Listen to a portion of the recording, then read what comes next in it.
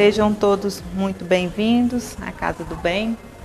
E nós vamos iniciar com a nossa prece, elevando os nossos pensamentos a Deus, a Jesus, a todos os amigos espirituais que vibram por nós, que nos auxiliam nessa caminhada, que estejam cada vez mais presentes na nossa vida, que a gente tenha ouvidos de ouvir as suas orientações, seguir o que nos passam através das intuições e assim, Senhor, nos proteja, nos guie, nos oriente, nos mostre o caminho a seguir e que a gente tenha boa vontade de seguir, de fazer o melhor, não só para nós, mas para todos. E assim agradecemos por mais essa semana de trabalhos na Casa do Bem. Estejamos em paz, hoje, agora e sempre, assim seja. Hoje, Fábio vai trazer para nós uma palestra com o tema Pedi e Obtereis. Seja bem-vindo. Eu separei para a nossa reflexão de hoje, para iniciar a nossa conversa, 3 passagens do Evangelho em que Jesus nos fala sobre a força da oração. E nas 3 passagens de 3 evangelistas diferentes, nós vamos ver que Jesus nos ensina que basta a gente pedir com fé, com fervor, para a gente obter o que a gente deseja. A primeira passagem está em Mateus, no capítulo 7, os versículos de 7 a 9, dizem assim: Pedi e vos será dado, buscai e achareis, batei e vos será aberto.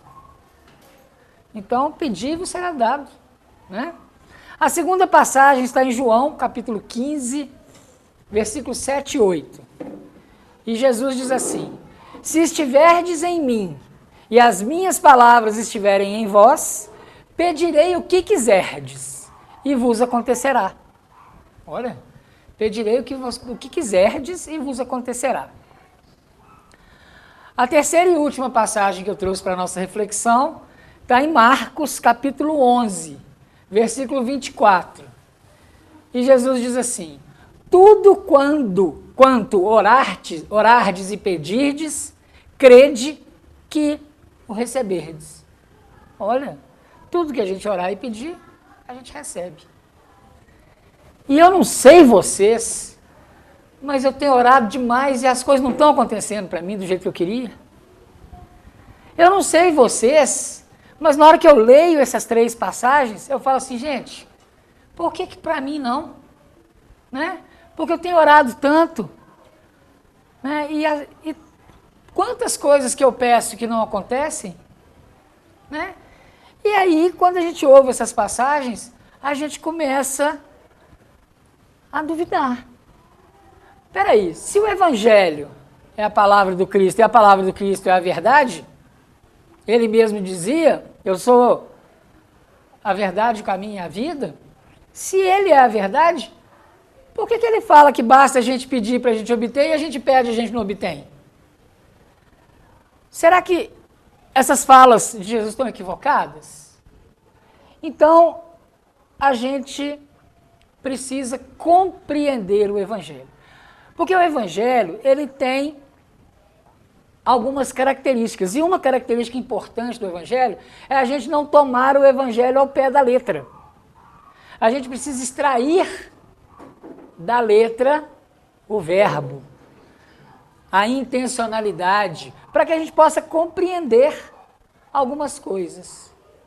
Então, a gente vai iniciar o nosso raciocínio entendendo por que a gente pede, e na maior parte das vezes a gente não se sente atendido.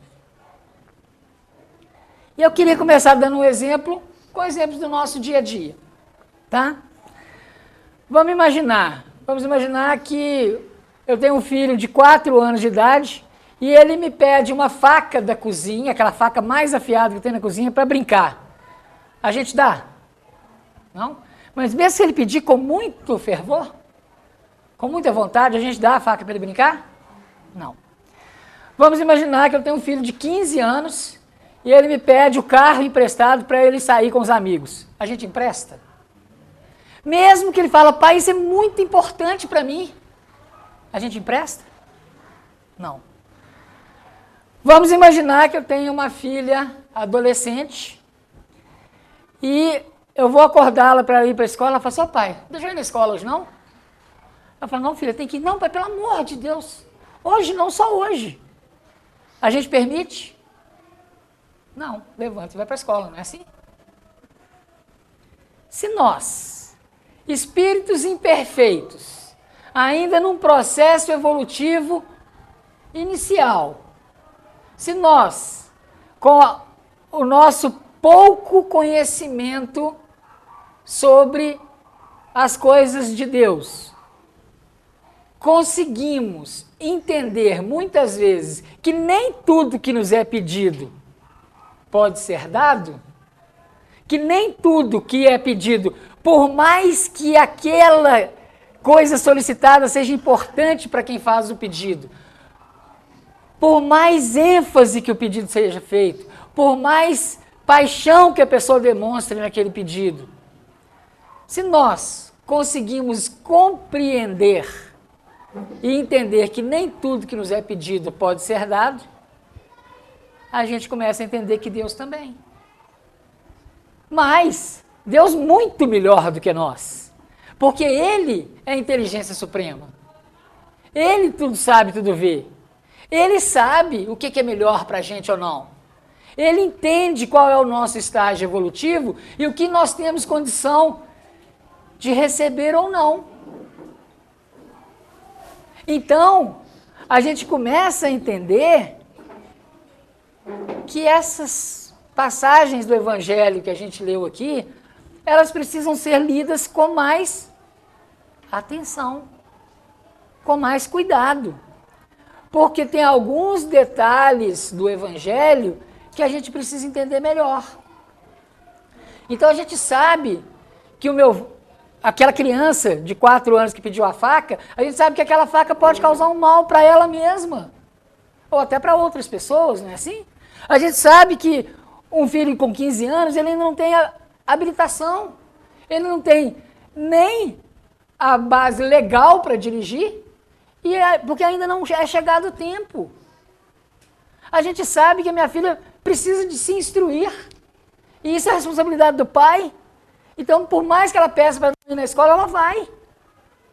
Se nós, com esses exemplos simples do nosso dia a dia, entendemos que por mais que aquela súplica tenha sido feita do fundo do coração, com toda a alma, com todo o sentimento daquele que pede, é necessário negar.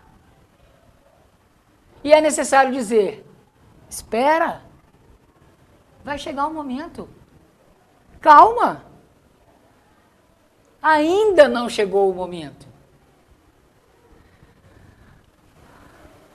Então, que Deus, que nos conhece intimamente, conhece cada uma das nossas dificuldades, cada uma das nossas necessidades, Ele também não vai nos dar tudo que a gente pede. Porque nós ainda somos crianças espirituais. Nós ainda fazemos pedidos baseados nos nossos desejos.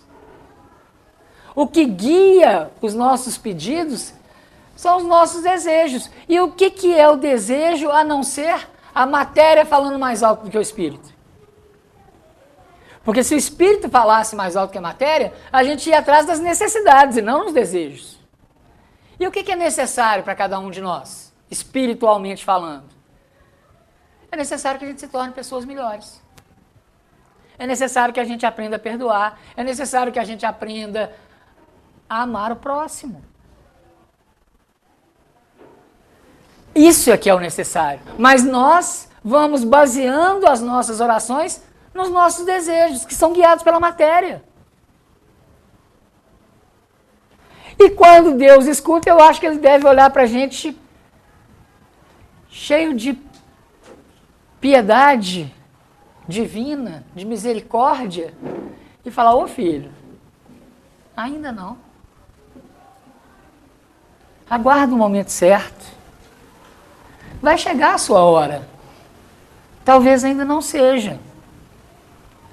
Porque se a gente for analisar de uma forma mais fria, nem pedir a gente precisa, porque Ele não conhece as nossas necessidades. Ele não nos conhece intimamente, a cada um de nós. Se Ele nos conhece, Ele não sabe quais são os meus desejos? Claro que Ele sabe.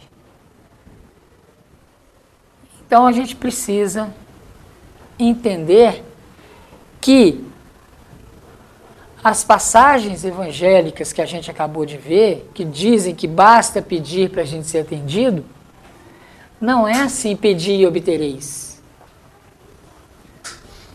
Orardes e vos será dado.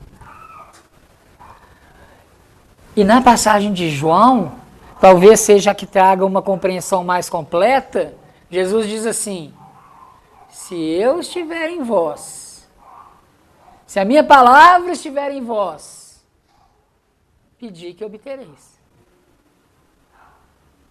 Ou seja, se nós estivermos no caminho certo, a nossa chance de obter é muito maior. Então a primeira coisa que a gente tem que analisar é que a gente tem pedido muito mal as coisas. Depois a gente vai voltar a falar dos pedidos que a gente faz. Mas eu queria comentar uma parte que eu acho importante, que está lá no Livro dos Espíritos, na questão 663. O Kardec, com toda a sua experiência pedagógica, ele faz perguntas que a gente gostaria de fazer, né? As perguntas do Livro dos Espíritos são as perguntas que a gente gostaria de fazer. E essa é muito interessante porque nessa parte do Livro dos Espíritos, Kardec está conversando com os espíritos sobre a prece. E a 663, Kardec pergunta assim: podem as preces mudar a natureza das nossas provas e desviar-lhes o curso? Olha, as preces podem fazer com que as nossas provas, né, as coisas, as situações que a gente tem que passar, isso pode ser modificado? E o curso pode ser mudado? Porque nós sabemos que nós estamos num mundo de provas e expiações, não sabemos? E nós sabemos também que precisamos passar por essas determinadas situações, que geralmente são difíceis para nós, por isso que a gente chama de provas, para que a gente possa evoluir, que esse é o nosso objetivo aqui na Terra, né? Mas aí, nessa resposta, os espíritos superiores começam a explicar a relação da prece com as provas. E aí os espíritos respondem assim: olha que resposta interessante. Algumas de vossas provas devem ser suportadas até o fim. Olha que eles não falam todas, eles falam algumas. Tá? Mas Deus sempre leva em conta a resignação. Vamos parar só um pouquinho para a gente analisar o que os espíritos estão dizendo. Então a primeira informação que eles trazem é essa: olha, realmente tem provas que vocês precisam passar aí. Mas eles não falam todas, né? E aí eles falam assim: olha, Deus sempre leva em conta a resignação. E essa palavra é uma palavra muito importante para a gente entender a nossa relação com as provas. Resignação. Porque a gente geralmente acha que resignação é aceitação. E não é a gente que acha, não. Está no dicionário. No dicionário, resignação é assim: resignação, submissão à vontade de alguém ou ao destino. Aceitar pacificamente a dores ou sofrimentos da vida. Conformidade. O dicionário nos fala que ter resignação é você aceitar pacificamente as coisas. Então, se aquilo lhe é imposto, você abaixa a cabeça e aceita. É assim que a doutrina espírita vê a nossa relação com as provas e as expiações? Não, porque não é abaixar a cabeça para um sofrimento e falar assim: eu mereço sofrer. Porque a gente adora se fazer de vítima também, né? E a gente se coloca na posição de vítima e fala assim, não, eu devo ter feito muita coisa ruim na vida passada, por isso que eu mereço sofrer. Não, ninguém merece sofrer. Sofrimento é a opção individual de cada um. As dificuldades, as provas, são para a gente aprender. Como que eu lido com elas, a opção é minha. Eu posso sofrer profundamente, entrar em depressão, eu posso me desesperar, eu posso me revoltar. A forma como eu vou agir diante de uma situação difícil, a escolha é minha. Né? Então, não é o sofrimento que purifica. O que purifica é a mudança que o sofrimento causa. Mais do que isso, não é nem o sofrimento que causa a mudança. É superar as dificuldades que causam a mudança. Então, e essa palavra purificar é uma outra palavra complexa para a gente que é espírita, porque a gente não se purifica, a gente vai evoluindo gradativamente. Né? Então, esse processo de evolução, o que nos faz evoluir é lidar com as nossas dificuldades. Né? É melhorar intimamente, é me tornar uma pessoa melhor a cada dia. Uma das formas de conseguir isso é através das provas. Enfrentando situações que são difíceis para mim, nesse meu atual estágio de vida, é que eu vou me melhorando. Né? Mas resignação, se não é aceitação pacífica, o que quer dizer então? Para nós espíritas, resignação é uma aceitação compreendida. Ou seja, você até aceita porque você compreendeu o processo. Você, ao compreender o processo, você aceita melhor aquelas dificuldades. E aí a gente começa a entender por que lá no Evangelho segundo o Espiritismo, quando os Espíritos vêm falar para a gente sobre as provas, eles falam assim, as provas são bênçãos de Deus. As dificuldades que vocês passam são bênçãos de Deus. Para aí, né? Como assim? Um problema, uma dificuldade é uma bênção? Em que sentido que os Espíritos estão dizendo? Exatamente nesse sentido. As provas são bênçãos porque é através dela que a gente vai se burilando, que a gente vai se melhorando. Né? Então, resignação, para nós espíritas, é muito mais compreensão do que aceitação pura e simples. E quando eu compreendo o processo, eu lido com as provas de uma maneira completamente diferente. E em vez de sofrer, desesperar, né, ou me revoltar, eu vou, e essa situação está querendo me fazer aprender o quê? Percebem como é que é completamente diferente? A gente começa a entender que as dificuldades são oportunidades de crescimento, e aí que eu começo a entender que realmente sim é uma bênção. Porque cada oportunidade que eu tenho é uma bênção. Então a gente começa a lidar com isso de forma diferente. Porque a resignação aqui é uma compreensão do que está acontecendo e de como precisa acontecer para que a gente aceite isso de forma serena, não pacífica. Não aceitação, né, de abaixar a cabeça e como eu sou infeliz porque eu mereço. Eu posso até merecer, mas como que eu vou lidar com isso? Essa é a diferença. Então, os espíritos falam assim, Deus leva em conta a resignação.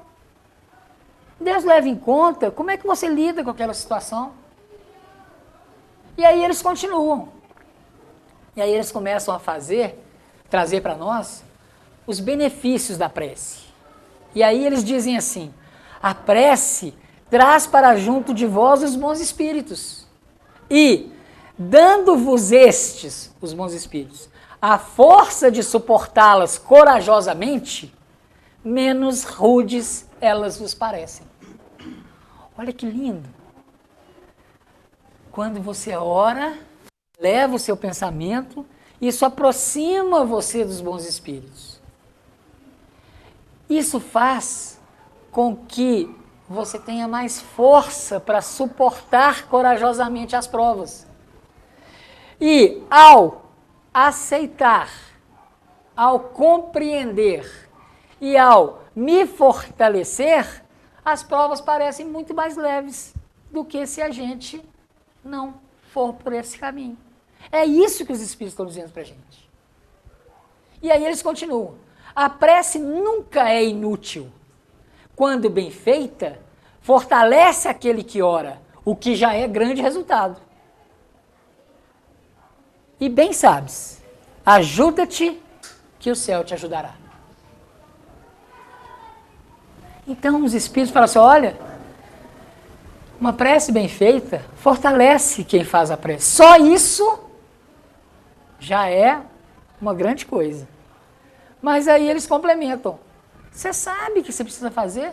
Faz a sua parte, que a espiritualidade superior, Deus, vai fazer a dele. Simples assim. Ajuda-te, que o céu te ajudará.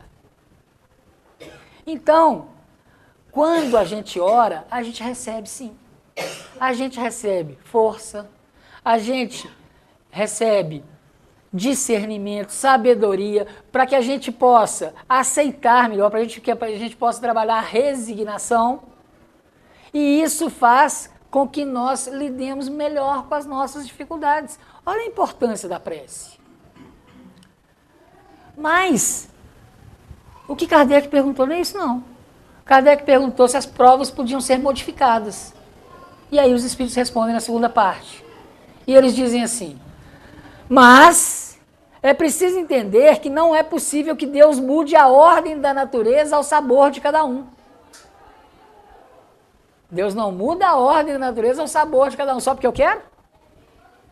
Né? É só porque é o meu desejo que as coisas vão ser modificadas? Não. Por quê, os Espíritos?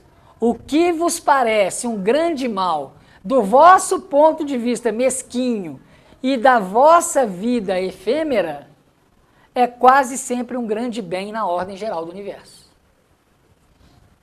E aí os Espíritos falam igual, exatamente o que a gente estava falando. O que a gente acha que é um mal, é uma oportunidade. É uma chance da gente se melhorar. Todavia, voltam os Espíritos, as súplicas justas são atendidas mais vezes do que podes supor. Julgam normalmente que Deus não os ouviu, porque não fez a seu favor um milagre. Mas Ele os assiste por meios tão naturais que parecem obra do acaso. Na maioria das vezes ainda, Ele lhe sugere a ideia que vos fará sair da dificuldade pelo vosso próprio esforço. Esse parágrafo é ensinamento puro. As súplicas justas são atendidas muito mais vezes do que a gente pode imaginar. Ué, como, Fábio? Você vai me desculpar, mas eu estou rezando todo dia e não estou sendo atendido, não. E aí os Espíritos falam por quê? Porque você fica esperando a graça. Né? E o que é graça? É de graça. Eu quero sem esforço. Eu quero um milagre na minha vida, né? Não é isso que a gente fica esperando de Deus? Que Ele opere um milagre na minha vida? E aí os Espíritos falam assim, vocês julgam que Deus não ouviu porque Ele não fez um milagre na sua vida. E só falta eles falarem assim, e vai esperando que Ele não vai fazer. Mas aí Ele diz, olha, Deus os assiste por formas discretas. E aí eles falam, parecem obra do acaso, de tão naturais que são os auxílios de Deus. Parecem o acaso. E aí eles ainda falam, muitas vezes, Deus lhe sugere uma ideia que faz você sair daquele problema. Sabe aquela hora que você está assim, oh meu Deus, que dificuldade, que problema difícil, aí você pensa, ué, é mesmo, por que eu nunca pensei nisso? Aí você fala, nossa, olha que coisa boa, que ideia boa que eu tive para sair desse problema. Será que foi sua mesma ideia? Os Espíritos estão falando que muitas vezes, na maior parte das vezes, na maioria das vezes, Ele lhe sugere a ideia. Intuição. Intuição divina, de espíritos amigos, que estão te intuindo a te ajudar a sair do problema. Como que eu melhoro essa intuição? Orando. Aproximando os bons espíritos de mim. E aí você sai daquela dificuldade pelo seu próprio esforço. Aí você fala, nossa, eu sou bom mesmo, né? Consegui vencer essa dificuldade. Nem percebeu que foi o milagre escondido de Deus na sua vida que você não tinha visto ainda. Porque a gente fica esperando o milagre, né? Mas os pequenos milagres acontecem dia a dia. Dia a dia. E é interessante, porque o Evangelho segundo o Espiritismo, o capítulo 27 fala só sobre preces, né? Como é que chama o capítulo? Pedi e obtereis. Capítulo 27 do Evangelho segundo o Espiritismo. E tem o item 5, do item 5 ao item 8, fala sobre a eficácia da prece.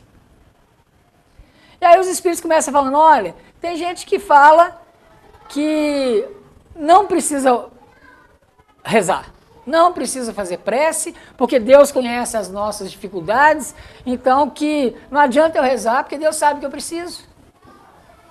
Né? E além disso, as leis divinas estão na minha consciência, e eu rezar não vai mudar nada das leis, as leis não podem ser derrogadas. Aí os espíritos, lá no item 5, eles falam, sem dúvida, há leis naturais e imutáveis que não podem ser derrogadas ao capricho de cada um. Mas, daí acreditar que todas as circunstâncias da vida estão submetidas à fatalidade, vai grande distância. A doutrina espírita não é determinista. A gente não acredita em destino pleno. A gente fala que a doutrina espírita é um determinismo relativo. O que é um determinismo relativo? Algumas coisas estão determinadas para nós. Quando a gente encarna aqui, tem coisas que a gente não pode mudar. Eu não consigo mudar, por exemplo, a minha genética. Os meus pais. Não consigo mudar, eu já encarnei através deles, não tem como mudar. Isso já está determinado. Antes de eu encarnar, eu não tenho como mudar. Mas as provas, as situações podem sim ser modificadas. Como? A partir do momento em que eu tenho ações que permitam que essas provas possam ir gradativamente sendo quebradas, diminuídas. Ah, Fábio, como que a gente faz isso então? Não sou eu que vou responder, quem vai responder é Pedro. Quando Pedro diz assim, o amor cobre uma multidão de pecados. Quando Pedro nos diz isso, Pedro está falando assim, olha, ama, que você vai pagando as suas dívidas. Porque o amor cobre uma multidão de pecados. Então será que eu, para evoluir, eu, para melhorar, eu preciso sofrer? Eu preciso da prova? Eu preciso da dor? Não. A gente fala no livro espírita, ou é pela dor, ou é pelo amor. Não é isso que a gente fala? Só que nós ainda estamos optando pela dor. Porque a gente não sabe amar. Se é pelo amor ou pela dor e eu não sei amar, qual que é o caminho que sobra? Só sobra um caminho pra gente. Mas o que os espíritos estão falando é isso. Olha, e aí eles falam, nessa parte do Evangelho, eles falam, olha, se nós acreditássemos que a doutrina espírita era determinista, que fatalidade e destino não podem ser mudados, nós não passaríamos de máquinas, né? Não passaríamos de fantoches na mão de Deus, em que Ele faria da gente o que a gente quisesse e a gente não podia fazer nada para mudar. Mas a gente aprende que não é assim. A gente aprende que a gente tem um livre-arbítrio, e livre-arbítrio Deus não ultrapassa de jeito nenhum. Ele aceita as nossas escolhas, mesmo sabendo que elas são ruins. Ele fala, filho, não vai por aí não. Ele fala assim, vou. Ele fala, filho, não vai por aí não. Ele fala, vou sim. Ele fala, então vai, filho. Então vai. ele não invade o nosso livre-arbítrio, ele respeita a nossa liberdade de escolha, mesmo sabendo e mesmo mandando sinais para a gente, que a gente não enxerga, que aquele caminho não é adequado. Da mesma forma, se ele fala, filho, vai por ali, a gente fala assim, vou sim, pai. Filho, ama? Ele fala, amo sim, pai. Aí eu vou pagando as dívidas que eu tenho. Quantos casos na literatura espírita que a gente tem de pessoas que teriam que passar por uma determinada situação difícil e não passam porque agiram no bem? Quantas? Tem várias histórias, né? De pessoas que teriam que perder um braço, perderam só um dedo. Pessoas que teriam que enfrentar uma doença terrível e que pegaram essa doença de uma forma muito mais leve. Por quê? Porque agiram no bem, porque foram merecedoras, porque criaram créditos através do amor, através de ações no bem. Então, será que não vale a pena rezar? É isso que os Espíritos estão falando para a gente. Qual é a nossa relação com a oração? Ah, não vou rezar não, porque Deus sabe que eu preciso. Ah, não vou rezar não, porque as leis naturais estão aí. Né? E não adianta eu rezar, porque... Não, os Espíritos estão falando, olha, vocês não são marionetes. E aí os Espíritos falam, lá no capítulo, no item 8 do capítulo 27, Deus não deu ao homem a razão e a inteligência sem serventia. Sendo livre o homem de agir num sentido ou noutro, seus atos lhe acarretam consequências. Há, pois, possibilidade que Deus aceda a certos pedidos, sem perturbar a imutabilidade das leis que regem o conjunto. Olha que interessante. Então, a gente pode sim, de acordo com os Espíritos estão nos ensinando, a gente pode sim, através da oração e das ações no bem, ir modificando até aquilo que já está planejado na nossa encarnação. Até as situações difíceis podem ser diminuídas ou pioradas, se a gente for no sentido contrário, né? Aí vem a parte que os Espíritos jogam a responsabilidade no nosso ombro. E aí eles dizem assim, mas é ilógico deduzir que basta pedir para obter. E é injusto acusar a providência se ele não cede a toda súplica que lhe é feita. Simplesmente porque ele sabe o que é melhor. Ele sabe melhor do que nós o que é para o nosso bem. Então os Espíritos estão falando, olha, não basta pedir para ser atendido. E aí a gente começa a entender a explicação lá do texto evangélico que a gente leu. Né? Então, Deus pode sim nos auxiliar, nos conceder benefícios, desde que a gente faça a nossa parte.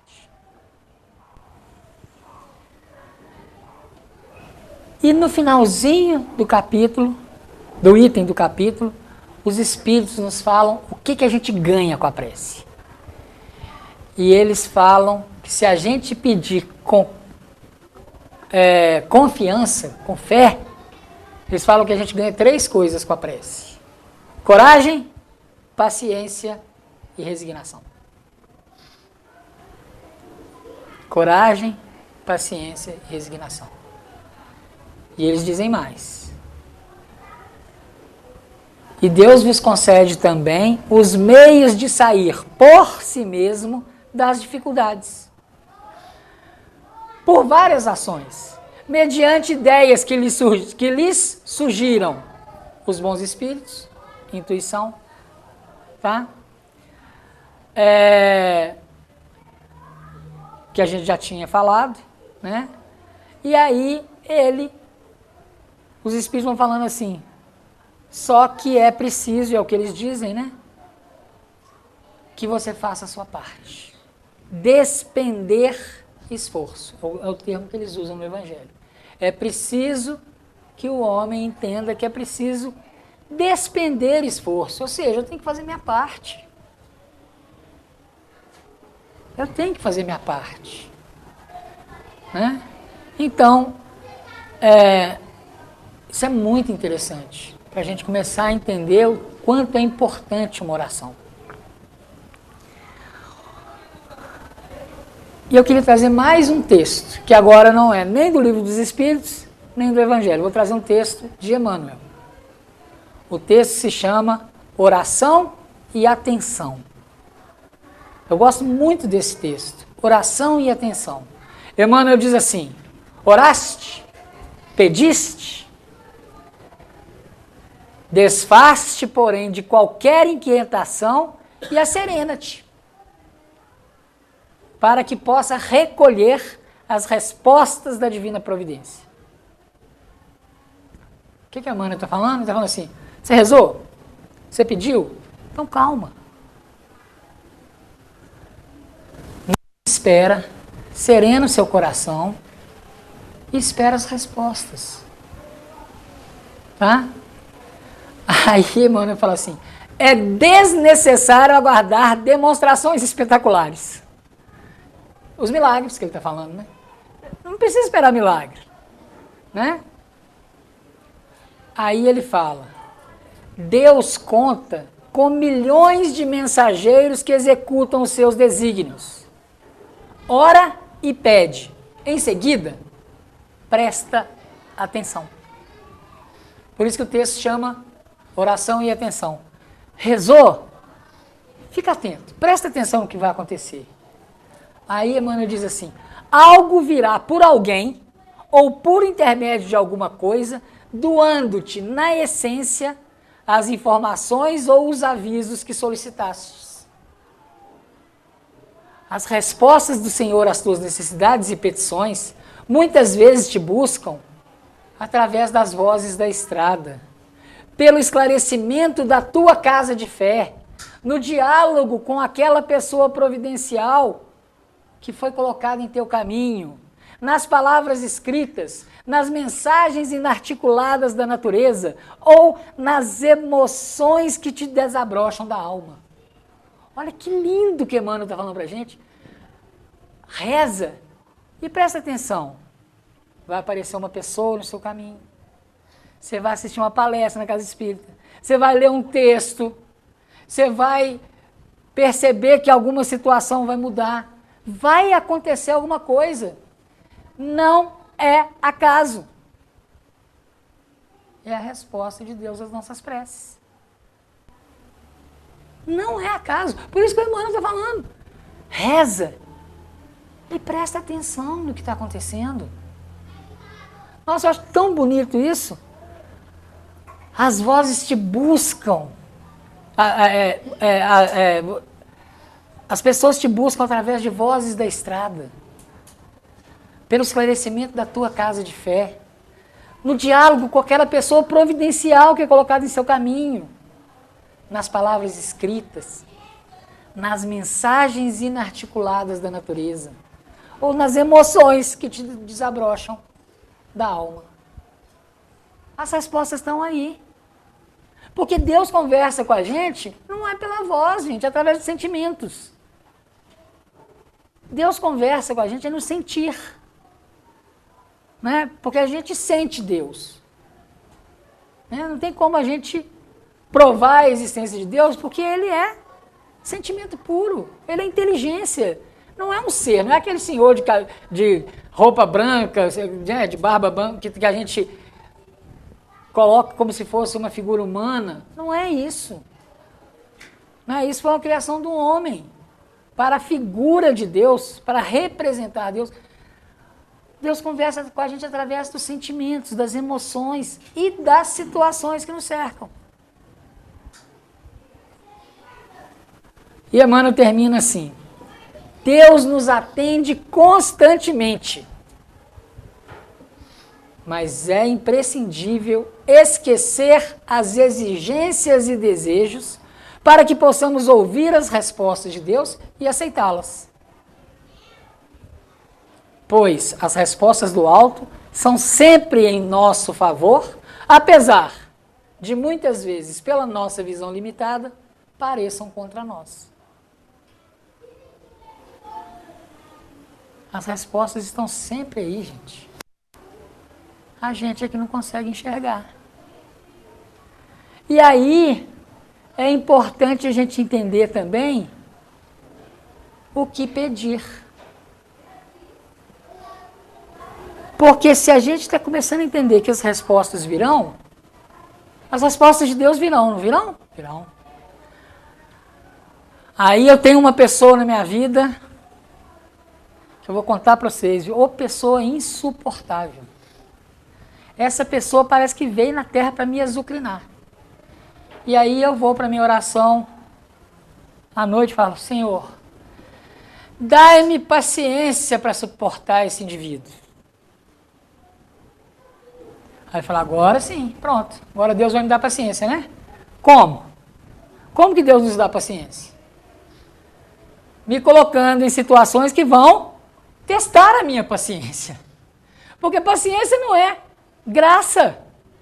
Ela é treinada, adquirida. Aí eu peço paciência, tá vendo? Deus não está me ouvindo. Eu peço para ele me dar paciência. E ó, perdi a paciência de novo, porque essa pessoa é insuportável. Mas não foi isso que você pediu? Presta atenção. Não foi isso que você pediu? Deus me dá aí mais chance de exercitar a minha paciência? Por que você está reclamando? Não foi você que pediu, aí. Você não quer paciência? Então toma a situação que vai te tirar a paciência para você treinar isso. Ele está te atendendo literalmente, você que não entendeu. Você que não entendeu.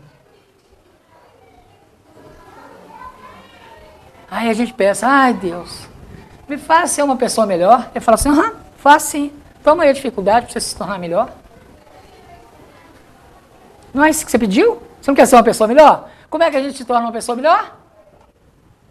Provando que nós estamos melhorando como pessoa, trabalhando as nossas dificuldades internas. Aí ele vai mandar as dificuldades para a gente trabalhar essas questões internas que a gente tem. Pronto, está aí a resposta. O que você está reclamando? Foi o que você pediu. Então é importante também saber o que pedir. Porque as respostas virão. Né? As respostas virão. Né? A gente precisa, para finalizar a nossa conversa, eu queria terminar falando do valor da prece. O tanto que a prece é importante.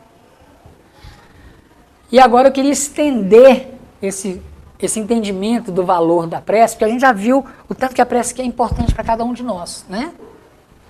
Agora eu queria estender a prece para o tanto que ela é importante para todos aqueles que nos cercam. E para entender isso, eu queria trazer um pequeno texto, eu não vou ler, eu vou contar a história, mas esse texto está num livro de uma grande escritora espírita, Sueli Caldas Schubert. Ela tem um livro que se chama Semeador de Estrelas, que ela conta casos do Divaldo Franco. E esse caso é um caso que aconteceu com o Divaldo.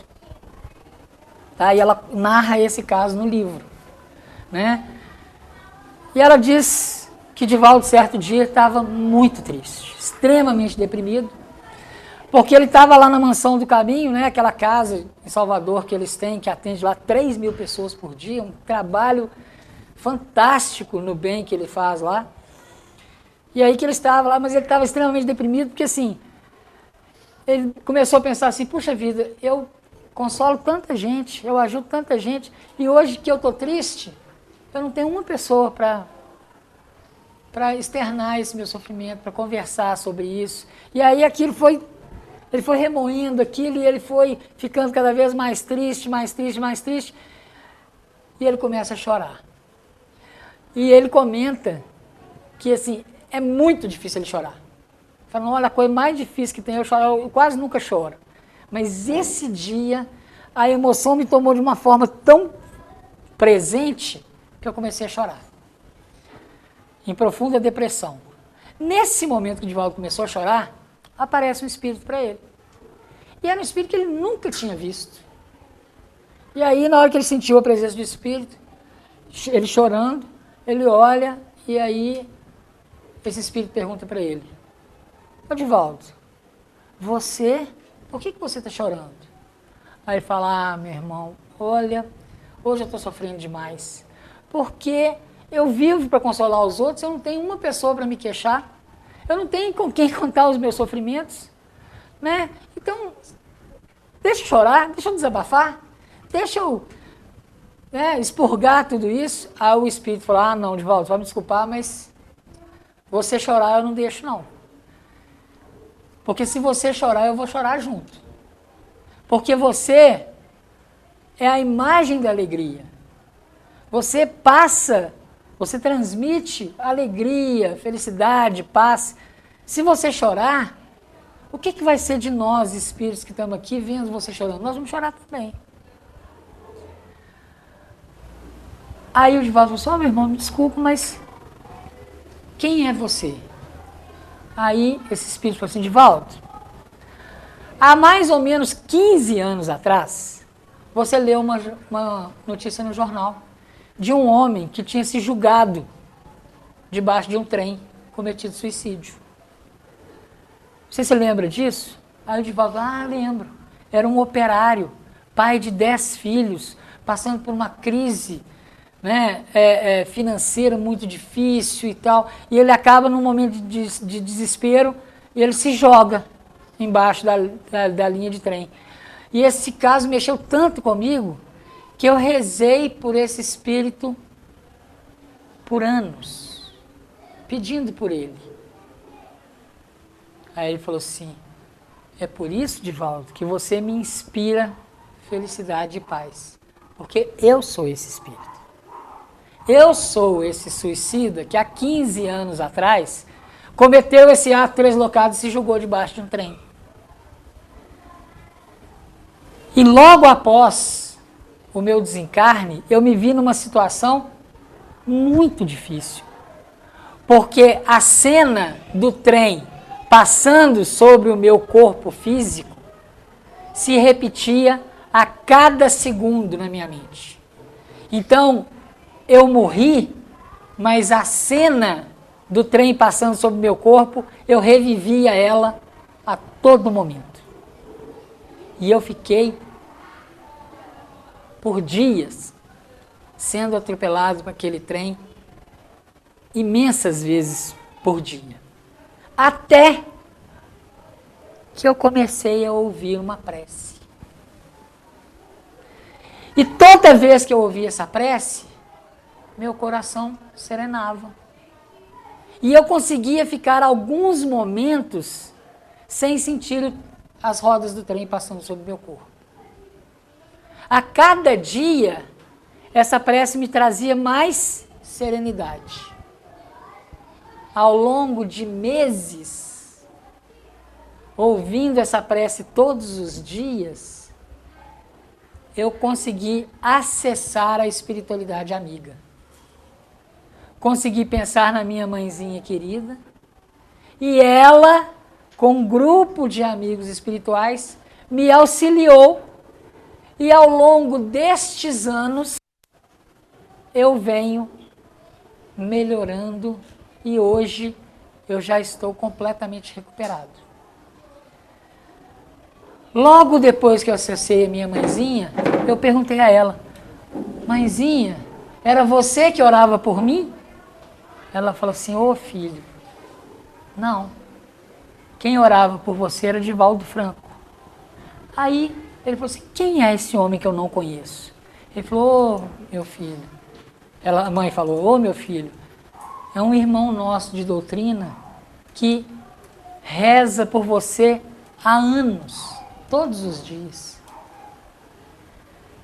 A partir daí, Divaldo, eu passei a frequentar a mansão do caminho e admirar a sua alegria e a sua ternura em lidar com os desfavorecidos, tanto encarnados quanto desencarnados. Por isso, Divaldo, você chorar não. Qualquer um pode chorar, você não, porque senão eu vou chorar junto. Naquele momento, Divaldo se enche de força e compreende. E aí, Sueli Schubert diz que esse espírito abraça Divaldo, e aí os dois choram, mas não mais de tristeza, de alegria pela compreensão do momento.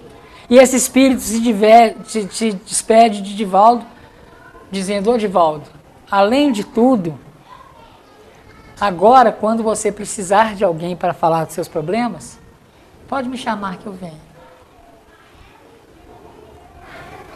Esse é o refrigério que a oração pode causar a cada um de nós, e também aqueles que nos cercam, e também aqueles que já se foram.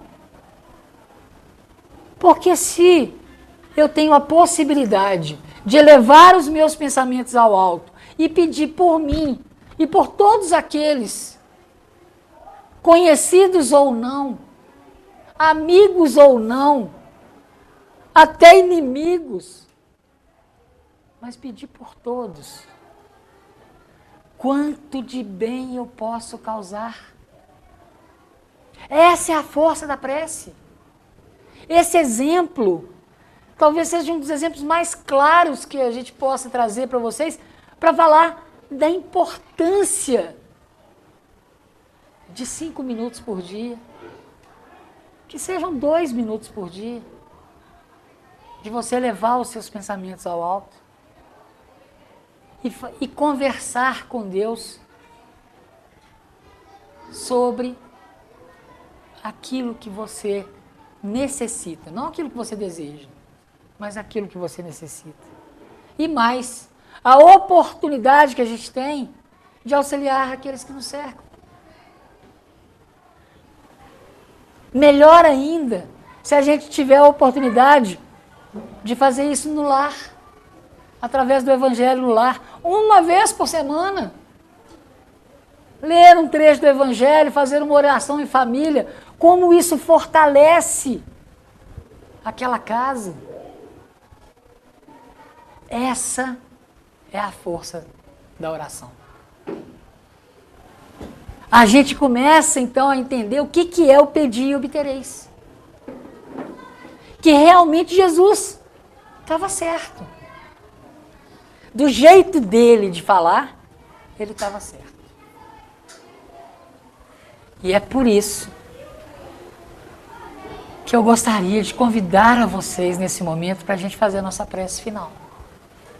Elevar os nossos pensamentos ao alto e que cada um peça para si e para todos aqueles que te cercam os benefícios da providência divina na sua vida. Senhor Jesus, Deus nosso Pai de amor, queremos hoje louvar e agradecer. Louvar, Senhor, porque entendemos a sua grandeza e queremos agradecer por todas as oportunidades que temos tido, agradecer pela sua benevolência para conosco, agradecer pela misericórdia que tem apresentado na nossa vida. Nós, espíritos ainda muito presos à matéria, ainda viciados nos nossos desejos. Senhor, queremos agradecer. Queremos agradecer pelas milhares e milhares de oportunidades, por todas as respostas que temos recebido e que não temos conseguido enxergar. Mas agora, descortinado o véu e sabendo da importância deste momento em que estamos aqui irmanados em oração, envie a cada um de nós a sua luz, Senhor, a sua paz. Dai-nos discernimento, compreensão. Dai-nos principalmente força para superar todas as dificuldades que sabemos que virão. Mas nos sentimos agora fortalecidos e confiantes que conseguiremos vencer uma a uma, pois a certeza, a convicção de que estás ao nosso lado nos fortalece.